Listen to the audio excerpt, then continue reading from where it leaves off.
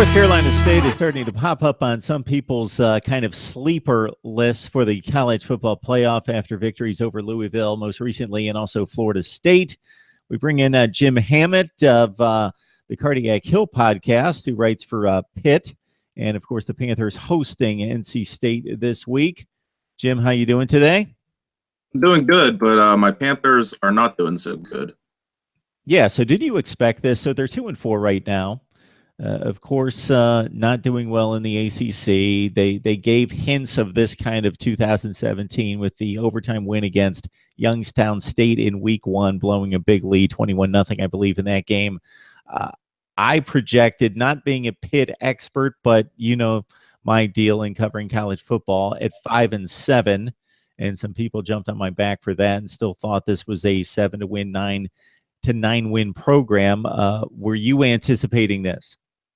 Not quite to this level. I thought Pitt would be a little bit better. I think a lot of people that follow Pitt and cover Pitt kind of underestimated the losses that they have. James Conner's gone, Nate Peterman's gone, a couple linemen are gone, and Matt Canada, the offensive coordinator, is gone. He's not doing so well at LSU, but he worked wonders at Pitt last year. So it was a younger team with a new quarterback coming in. And a really tough September schedule. I mean, you play Penn State, who's number 3. Oklahoma State's hanging around the top 10. Georgia Tech has 1 loss. That's as tough of a 3-game stretch as you're going to see.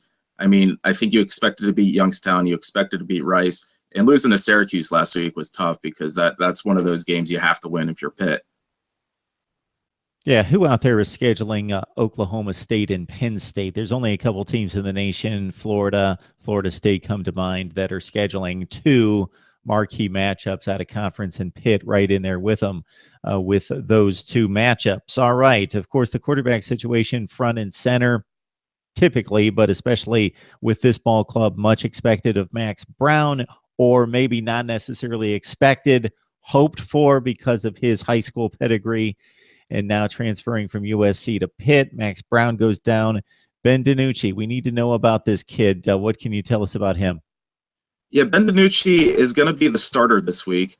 He is a sophomore from the Pittsburgh area. He came to Pitt with not a lot of high expectations. When Narduzzi came to town and Chris left, Chris took Alex Hornibrook with him. He was committed to Pitt. Obviously, he's having a great career, or start to a career, at Wisconsin. So it kind of left Pitt scrambling, and they found Ben DiNucci. Locally, he was a great high school player in the Pittsburgh area. He was the Quad A State Player of the Year. But he wasn't a big-time Division I prospect. There was questions about his arm strength, his throwing motion. So, Pitt found him, and they brought him in. He played a little bit in the bowl game last year as a redshirt freshman with not much success. Then he came to Pitt, and, then we have this year. And, Max Brown struggled, so they gave Ben DiNucci a start against Georgia Tech. And, it didn't go so well. And there's concerns about DiNucci. Primarily, he's quick to run. He's a good athlete. He likes to run, but sometimes he abandons the throws a little bit too early, and it results in just a lot of things breaking down. And with Pitt's offense right now, the running game's not really going. They need a strong passing game, and you saw in the past couple of weeks, Max Brown was nearly perfect against Rice. He started showing signs against Syracuse, so it kind of felt like, okay, Max Brown's really going to do this. He's really going to settle into it. And it's just a shame that his college career has ended, and it never really got going for him. I think he only had 2 starts at USC last year. He had a couple starts here at Pitt this year for a 5-star, top 10 prospect. It just never really worked out for him. Yeah, so there's the Pitt quarterback situation, and very unfortunate for Max Brown. And that's a sudden end to his college career. Of course, 2017, not necessarily going to go anywhere for the football team, but he would still, I would think, have hopes of turning this into a long-term career. And that's taken a sudden hit as well. Sometimes it gets lost when a team and a season comes unraveled. What could be some of the bright spots?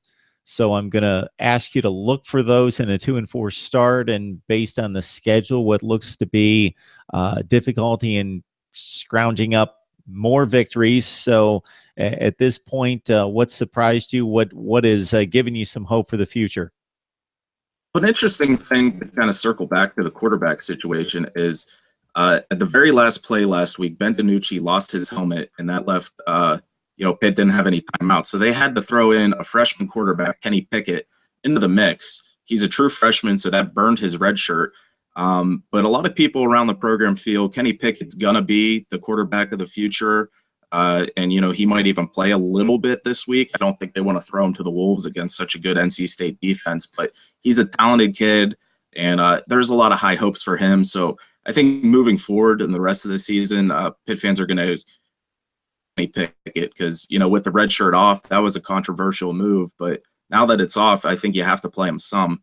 Another bright spot right now, and I know people might look at me crazy, it's the defense, and that's kind of what you hope for when you hired Pat Narduzzi. But they're still giving up big plays, they're still giving up yards. But last week, they had enough to beat Syracuse. It was on the offense. I mean, they forced multiple punts, they had multiple turnovers, they were flying around to the ball, and it's a young defense, and I think that's what people are excited about. You're starting to see young guys on the defensive line like Rashad Weaver make plays, Keyshawn Camp, linebacker, Chase Pine. He has all the talent in the world, but he made a freshman mistake and hit the Syracuse quarterback for a 15-yard penalty. And, it's things like that. I mean, they're making the plays, they're getting the stops, but, then you have a late hit personal foul and it gives Syracuse 15 yards and keeps their drive alive. There's talent on this defense. You're starting to see signs of it, but they're still a year away. But with almost all of them underclassmen, I think there's a lot of promise for the future. Mark Rogers TV talking Pitt football with the Panthers hosting NC State this week. The Wolfpack lost their initial game against South Carolina. They've been on a roll ever since, including impressive wins over Louisville and Florida State, and 3-0 record in the ACC. Ryan Finley's completing 71% of his passes, 10 touchdowns, no picks. Their red zone efficiency, though, I just checked out the numbers. They're like 100th in the nation, so they need to clean that up. It's a very talented football team, a team that Dave Doran talked about preseason as being ready to reach that upper tier in the ACC because they've been buried by Clemson, Florida State, Louisville in its own division for a number of years. And with those two notable wins, what's left is to challenge Clemson possibly. I think that sounds ridiculous to people, but that's what's left on the schedule if they can hold serve on everything else. So your thoughts about Jalen Samuels and the Wolfpack?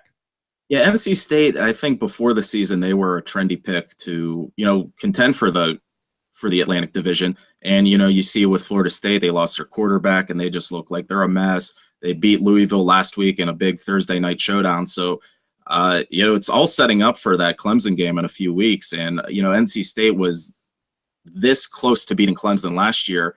And actually, Pitt was the team to actually knock off Clemson in a tight game. It was very, very similar scenario, but they're good. Their matchups, they definitely are concerning if you're a Pitt fan because they have such a great defensive line with Bradley Chubb. He could be playing in the NFL right now. He's that good. The Pitt rushing game and the offensive line, which was thought to be a strength, is not a strength. So, pitting that NC State defensive line against Pitt's offensive line, obviously concerning. And like you said, with Finley and Samuels, they have a lot of weapons on offense. And like I said, there's promise on that Pitt defense. There's a couple good players, some good young players that are showing signs. They're still not quite there yet. So it's a bad matchup all around because, Ryan Finley hasn't thrown an interception yet, and that's concerning. They have multiple weapons to carry the ball. They have multiple weapons. Just a weapon in himself is Jalen Samuels. He can line up at quarterback, running back, receiver, tight end, wherever you want to put him, he can do it. So he's a guy they really have to key on, and I just don't know if they have someone that could really spy him. NC State and Pitt, it's a noon Eastern time game on Saturday. We're talking to Jim Hammett. You can catch him on the Cardiac Hill podcast. And, of course, for the best in college football coverage coast to coast, join me right here on YouTube. Subscribe to my YouTube channel. And for the long-form conversations with the best bloggers and broadcasters in the industry like Jim right here, you can catch me on Podbean, iTunes, and Stitcher. Just search Mark Rogers TV, and you get the long-form conversation right there. All right, the Panthers and the Wolfpack. What would be the realistic expectation for this game? What's the realistic expectation for the rest of the season? What would you like to see Pitt accomplish? I mean, I definitely feel like NC State's going to win tomorrow, but at the same time, it is Pitt's homecoming. I think they're going to, they're going to try to rebound and play hard. I think they'll play inspired, but at the same time, I just don't think the talent matches up. But, looking at the rest of the year, could they beat Duke, Virginia, North Carolina all coming up in a row? They could. I mean, Duke's playing better than I expected. So is Virginia. But at the same time, there's still two of the teams you would think are towards the bottom of the Coastal. And UNC has taken a huge step back this year. That's a Thursday night ESPN game at Heinz Field. So, I mean, those games are winnable. Then, you close out the year with Virginia Tech and Miami, and the way those two are playing, those seem like daunting tasks. But right now, I mean, Pitt has to go 4-2 to make a bowl game. And with NC State, Virginia Tech, and Miami, you're presuming you lose those games and you have to have no air against Duke, Virginia, and North Carolina. It's going to be tough. I mean, I think at this point, you're just looking for the young players. You're looking for the young bright spots, maybe some Kenny Pickett at quarterback, continue to see this defense grow. They have some young playmakers at receiver and running back, maybe get them more run. I mean, that's all you can hope for. You don't want to say you're playing for next year, but with such a young team, only 10 seniors, it's going to be a growing experience. All right, Jim Hammett, catch him on the Cardiac Hill podcast. Jim's been joining us here for quite some time talking Pitt football and the ACC by extension, and it's always a good conversation. Jim, we appreciate it. Yeah, thanks. Anytime.